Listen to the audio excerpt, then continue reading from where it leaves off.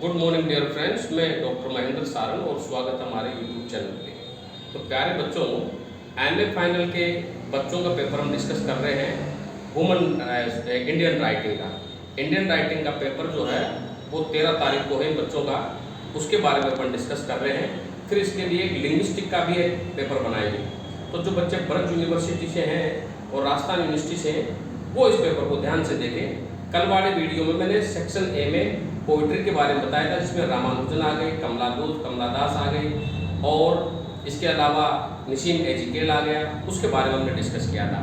आज हम इसमें अंधा युग जो धर्मवीर भारती का है, टेली डांडा जो ग्रीस कर्नाड का है और संस्कारा जो अंतमूर्ति का है, उसके क्वेश्चन और इम्पोर्टेंट पॉइंट्स जो है उसके बारे में डिस्कस करेंगे।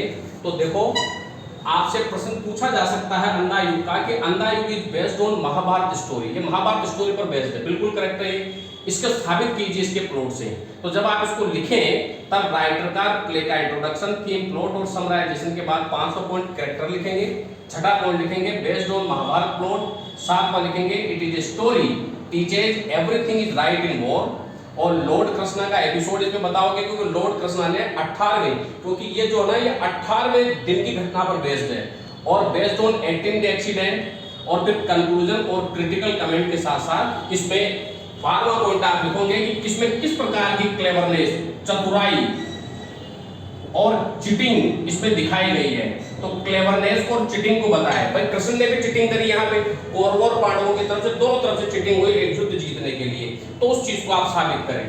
फिर अगला क्वेश्चन है write an essay on the significance of saga and tradition in Tale Danda, जो ग्रीस कर्नाड के द्वारा लिखा गया है। या फिर पूछा जाएगा Girish Karnad reinterprets and restructures the traditional value of social and political system considering caste in this play. तो आप इसके बारे में जब लिखें तो सबसे पहले राइटर का इंट्रोडक्शन, प्ले का थीम, प्लॉट, समरी के बाद में कैरेक्टर। इन सभी में 5 पॉइंट सब में सेम आएंगे। छठा लिखोगे Tale Danda is a mirror of ancient culture पर आधारित है, प्राचीन समय की हमारी सभ्यता पर, क्योंकि उसी कहानी को लेकर के बताया गया कि किस प्रकार लोग जातिवाद पे लड़ते थे, धर्म के नाम पे लड़ते थे। This play is a satire on casteism और ओल्ड फैशन कोड पे। 8वां है this play establish social value को कैसे एस्टैब्लिश करता है। 9वां है satire on political which destroy human values के ऊपर ये सटायर है। 10वां कंक्लूजन और क्रिटिकल नोट। और फिर है एक क्वेश्चन संस्कारा का, critical examine the caste question and Praneshacharya's dilemma in Samskara में। तो वही प्ले का इंट्रोडक्शन, राइटर का इंट्रोडक्शन, थीम, प्लॉट, समरी और कैरेक्टर के बाद में छठा पॉइंट लिखोगे बेस्ड ऑन एंशिएंट कल्चर। 7वां this play is satire on political culture.